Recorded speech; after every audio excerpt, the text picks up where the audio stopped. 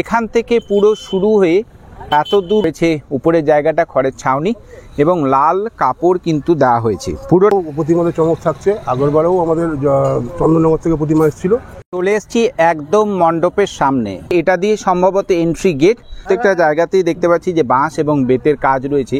ঠিক এই রকম দেয়ালগুলোতে কিন্তু লোকেশনের কথা যদি বলা হয়, সামনে এই হলো মণ্ডপ, আর ঠিক তার পাশে এখানটাতে দুর্গাপুজো এবং কালী পুজোর মতোই কিন্তু জগদ্ধাত্রী পুজোতেও কিন্তু সমান কিন্তু ধুমধাম হয়ে থাকে আমাদের দুর্গাপুরে। তো দুর্গাপুরের বেশ কয়েক জায়গায় জগদ্ধাত্রী পুজো হয়ে থাকে। তার মধ্যে আমি এই মুহূর্তে রয়েছি দুর্গাপুরের শিবাজি রোডের উপরে অবস্থিত অরবিন্দ স্পোর্টিং ক্লাবে। তাদের এবছরের গৌরবময় 30তম বর্ষের থিম রেখেছে মহাভারত। দুর্দান্ত মণ্ডপ সজ্জা হয়েছে। আজকে আমি শেষ মুহূর্তের প্রস্তুতি পর্বটা তোমাদের সাথে শেয়ার করতে চলেছি। সাথে থাকছে যারা বাইরে থেকে আসবে তাদের জন্য রুট ম্যাপ। তো চলো পর্বটা এখান থেকে শুরু করি। লোকেশনের কথা যদি বলা হয়, সামনে ওখানটাতে এটা শিবাজি রোড পড়ছে, আর সামনে ওখানটায় ডিআইসিবি পাবলিক স্কুল। আর এই পুরোটাই হচ্ছে শিবাজি রোড। সামনে ওটা শিবাজি বটতলা, ঠিক তারপরে শিবাজি আমতলা। তোমরা এজন বাস ধরে খুব সহজেই শিবাজি এই মণ্ডপে চলে আসতে পারবে। গুগল ম্যাপও লোকেশন দিয়ে দিলাম। চলে এসেছি একদম মণ্ডপের সামনে। এই যে মাঠ দেখতে পাচ্ছ, ঠিক এইখানেই হচ্ছে কিন্তু এই মণ্ডপ, জগদ্ধাত্রী পুজোর মণ্ডপ, যেটা এবারের থিম হচ্ছে মহাভারতের থিম। এখান থেকে পুরো শুরু হয়ে এত দূর পর্যন্ত বিস্তার। চলো পুরো মণ্ডপটা ঘুরে দেখাবো। লাস্ট মুহূর্তের প্রস্তুতি কি চলছে সেটা অবশ্যই তোমাদেরকে দেখাবো। তার আগে শুরুটা করব ঠিক এখান থেকে। এটা হচ্ছে তাদের মেন যে স্টেজ। প্রতি বছরই আমরা দেখে থাকি যে কাল থেকে যে উদ্বোধনী অনুষ্ঠান কাল থেকে শুরু হয়ে যাচ্ছে। তারপর থেকে কিন্তু এই স্টেজেই কিন্তু প্রোগ্রাম শুরু হয়ে যাবে। আর এই পাশে রয়েছে club Durgapur Aurobindo sporting association, 30তম বর্ষ। এই যে অরবিন্দর সামনে ছবি দেওয়া রয়েছে, এই হলো ক্লাব। এইটা দিয়ে সম্ভবত এন্ট্রি গেট। তো মাঠের মধ্যে এখানে দেখতে পাচ্ছি বেশ কিছু হাতির এইরকম মাথা কিন্তু রাখা আছে। এই যে এরকম রাখা রয়েছে, আর প্রত্যেকটাই কিন্তু ইনার ডেকোরেশনের কাজে লাগবে। ঠিক এইভাবে কিন্তু রাখা হয়েছে এবং প্রত্যেকটা জায়গায় যেটা দেখতে পাচ্ছি যে ঠাকুরের জন্য ব্যবহৃত যে রেকাবিগুলো রয়েছে, সেই রেকাবিগুলো কিন্তু সুন্দরভাবে ডেকোরেশন করা হয়েছে। এই যে ক্লাবের এই পাশে যে গেট রয়েছে, এটা দিয়ে সম্ভবত এন্ট্রি গেট। তারপরে ভিতরের জায়গাটা এইরকমভাবে হয়তো থাকবে। এখানটা হচ্ছে মূল মণ্ডপ। তারপরে ঠিক ওই রাস্তাটা ধরে বাইরে এক্সিট গেট। যদি মণ্ডপের কাজটা দেখায়, তো এই বাঁশের যে স্ট্রাকচার বানানো হয়েছে, লাল রঙের, লাল এবং কালো রঙের কিন্তু দুর্দান্ত একটা রঙের কম্বিনেশন আমরা দেখতে পাচ্ছি। এই সাইডগুলোতে খুব সুন্দর কিন্তু ডেকোরেশন করা হয়েছে এই যে ছাউনি, খড়ের ছাউনিগুলো দিয়ে।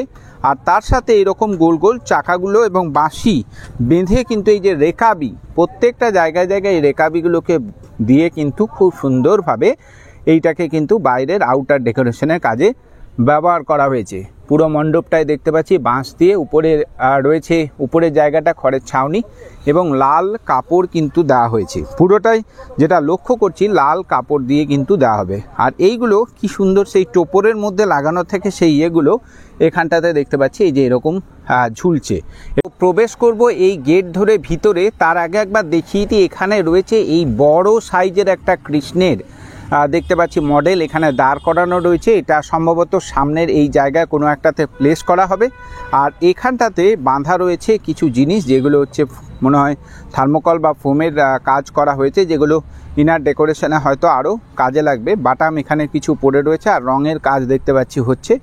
এইটা দিয়ে যখন আমরা ভিতরে প্রবেশ করছি, ভিতরে প্রবেশ করার পরে ঠিক এই রকম স্ট্রাকচার এখন দেখতে পাচ্ছ যে এই রকম জিনিস স্ট্রাকচার করা আছে। কিন্তু এই যে জায়গাগুলো, এগুলোতে কিন্তু এই যে ফ্রেম বা এই যে চিত্র এগুলো রাখা রয়েছে, এইগুলো কিন্তু প্লেস করা হবে প্রত্যেকটা জায়গাতে।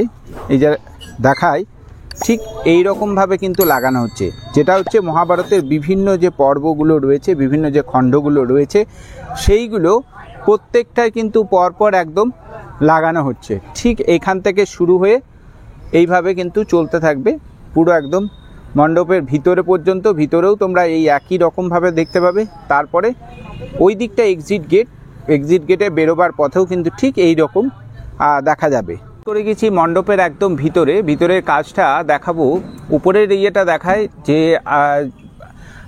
উপরের যে জিনিসগুলো যে আমাদের দৈনন্দিন জীবনে যে এগুলো হয় সেগুলো বাঁশ বেতের কাজ, এবং দেখতে পাচ্ছি এই যে পুরো ইয়েটা আমি প্রথমে ঠিক বুঝতে পারিনি এটা এত সুন্দরভাবে করা হয়েছে। এই খেজুর পাতা দিয়ে খুব সুন্দরভাবে চারিদিকটা ডেকোরেশন করা হয়েছে।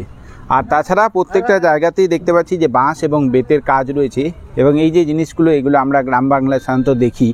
আর ভিতরটা দেখাবো ঠিক এই রকম মহাভারতের যে পর্ব বা অংশগুলো ভাগগুলো রয়েছে ঠিক প্রত্যেকটাই কিন্তু চিত্রাঙ্কনের মাধ্যমে পুরো মণ্ডপ জুড়েই কিন্তু মণ্ডপের ভিতরেও কিন্তু এইভাবেই ফুটিয়ে তোলা হয়েছে।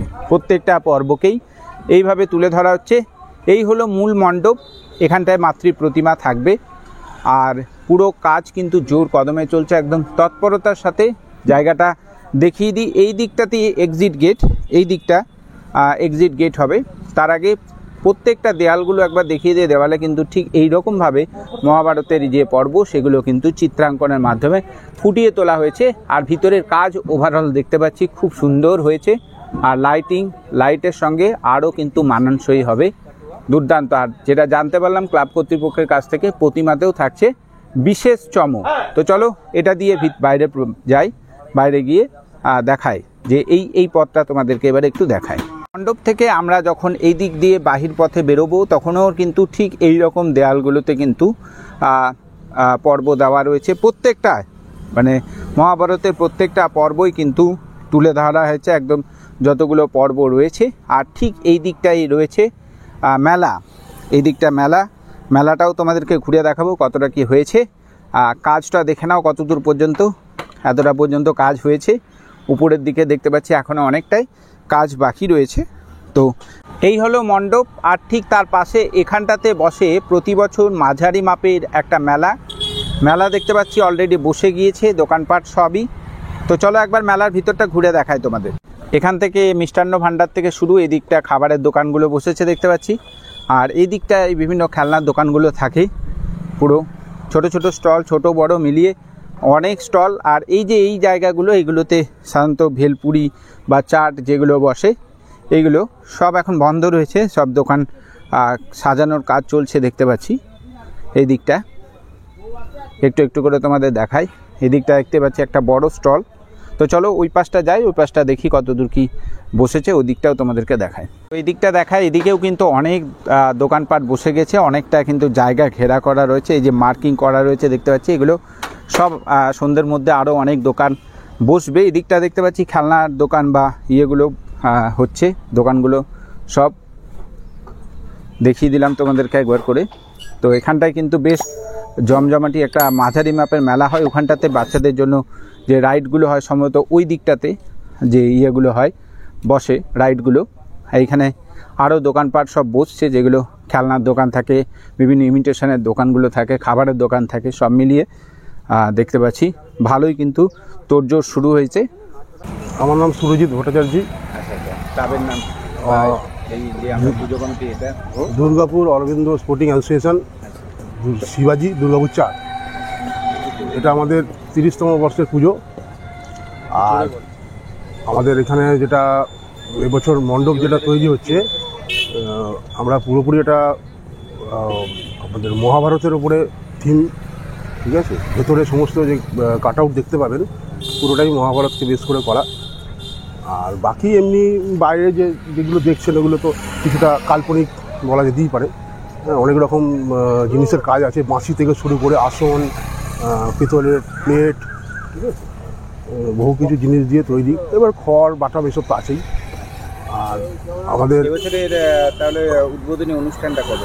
উদ্বোধন হচ্ছে আমাদের 29 তারিখ, আগামীকাল, ঠিক আছে, বুধবার। প্রতিমাতে গত বছরে চমক দেখেছি। হ্যাঁ, এবারেও প্রতিমাতে চমক থাকছে। আগরবারেও আমাদের চন্দননগর থেকে প্রতিমা এসেছিলো, ওই শিল্পী এবছরও করছেন।